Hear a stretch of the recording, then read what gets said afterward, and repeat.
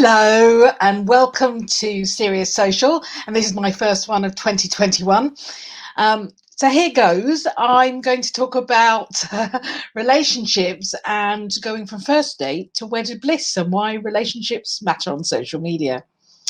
I've been reflecting quite a lot on marketing in the last 12 months, and it has been a year where everything has been thrown in the air. We've pivoted, we've done more with less, we've set and reset our goals. It's meant short-term planning and for many brands, a laser-like focus on acquisition and sales. For many companies, that's meant dialing up social. The low barrier to entry has seen everyone from startups to traditional companies reach for the same goal in the same channels. And there's been an uptick in D2C pivots and new brands launching on social and a dash to get sales teams chatting on LinkedIn with a plethora of webinars and virtual events. Basically, there's an overwhelming competition for attention. And audiences, whether consumer or B2B, have become fickle and, dare I say, unfaithful. They flip from one company to the next, overwhelmed by choice. Customers more cynical, less trustful, and looking for the deal, the next new and the next impulse purchase. Brands have to work harder and harder at acquisition to compensate for this churn. And it's a vicious circle as they rush from first date to first date with every customer they can reach. So how can marketeers solve the problem and continue to deliver growth for their business? Alongside acquisition, it's time to have a strategy for retention, repeat purchase, and building loyalty. It makes sense when you think about it. Sustained growth will come from securing a loyal customer base, whilst adding new customers we know that increasing customer retention by just 5% boosts profits by 25 to 95%. It's a lot less exhausting too. But this plays into something that Mark Ritson talks about.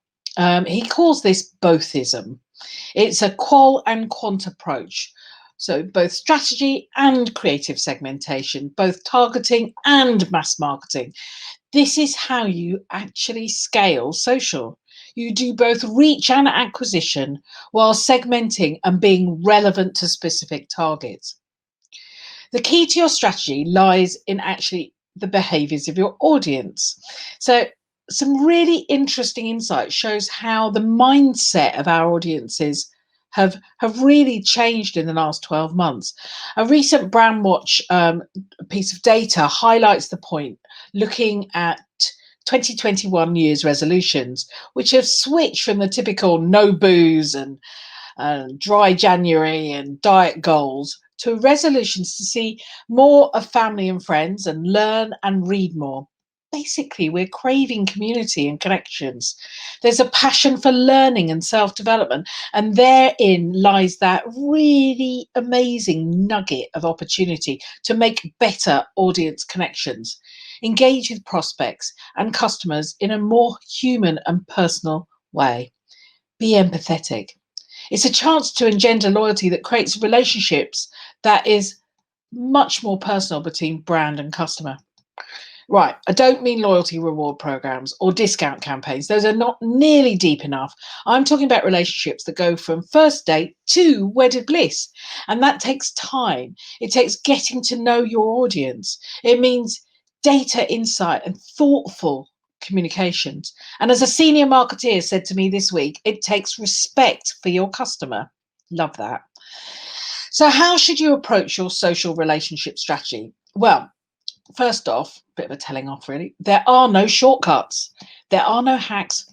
There are none of those growth hacker tricks. You don't get to long, fruitful relationships by cheating your way in. Nor can you speed your way through this process. This strategy needs to be long-term. It needs persistence. So no spamming. No, you have missed my previous 300 emails, so let me sell to you again. The dreadful let's connect because we're in the same network and once connected, let me sell to you immediately, regardless of your wants and needs. It's insane at the moment and frustrating to be on the receiving end of really silly approaches. I've had so many kind of gurus and growth hacks offer me social media services, and it's kind of laughable that they don't even look at what my profile is.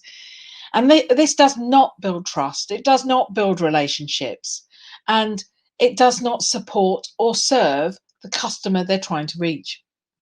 So plan for the long term. This is not a quick fix. Loyalty, relationships, they can't happen fast. Consider how you will delight customers. Be useful. Think how you will serve and not sell.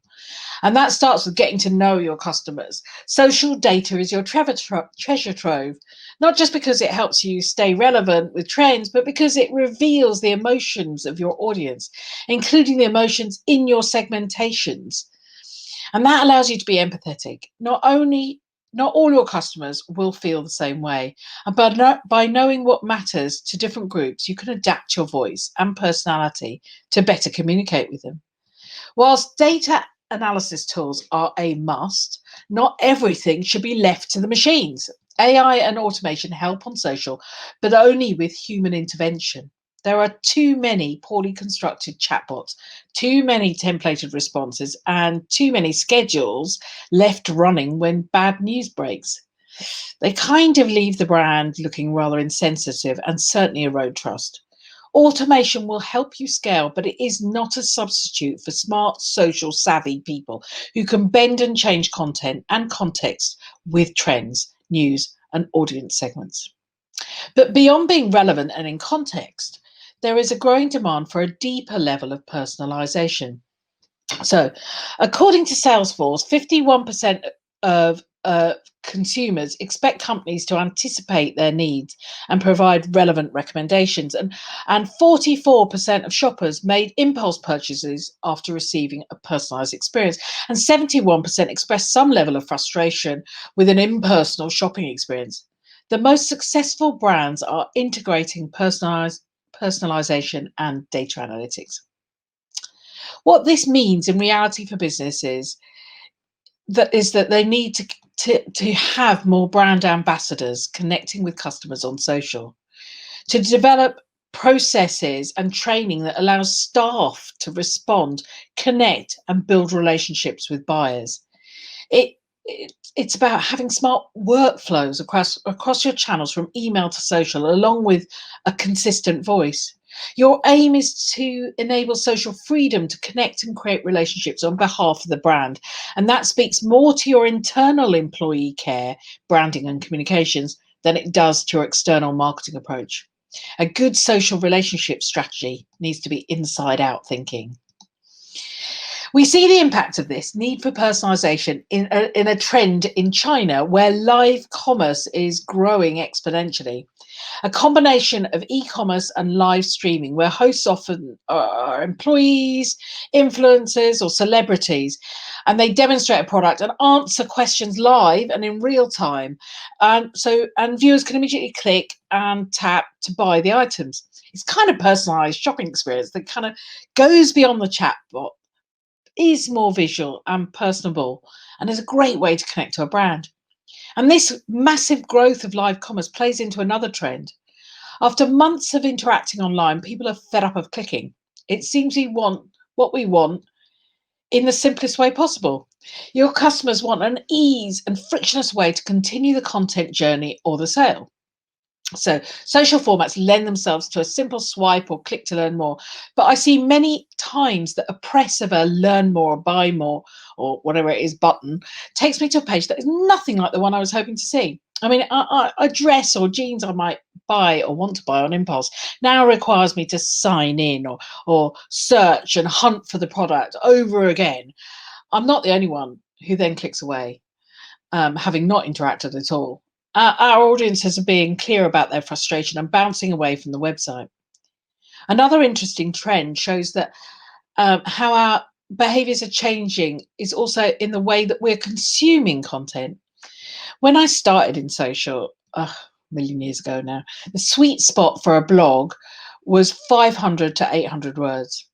Well, that's just no more. We want snackable content. In other words, complete content in the post that we consume in our feeds without the need to click to a blog or website. Or when we do click, we want deeper content, really informative, long form content, written or video, that's worthy of our time and investment. It might be, I don't know why this is, but it might be the fact that around the world many people are at home and they'll take the time to read or watch, or it may be there's a shift in mindset and there's a bigger desire for better content. Finally, your strategy ugh, teeth in. Your strategy should be about them, not you. How can you make your customers' lives easier or better? Your strategy is to slow things down. Don't expect to be married the same day as your first date. Take time to get to know your audiences and build trust with value exchanges, useful content or entertainment, something of value. It will lead to more relevant conversations and better relationships. This year, you will need a social relationship strategy if you want to make progress. That means creating genuine and personal interactions, supporting, not serving, not selling. Sorry, supporting and serving, not selling, not selling, and not spamming. Take your time. There are no shortcuts or hacks. Instead, get to know your audience. Only then will you be able to celebrate lasting wedded bliss. Thank you for listening today. It's been fun being back doing these. CJ will be back next Friday with another serious social. In the meantime, have a cracking weekend. See ya.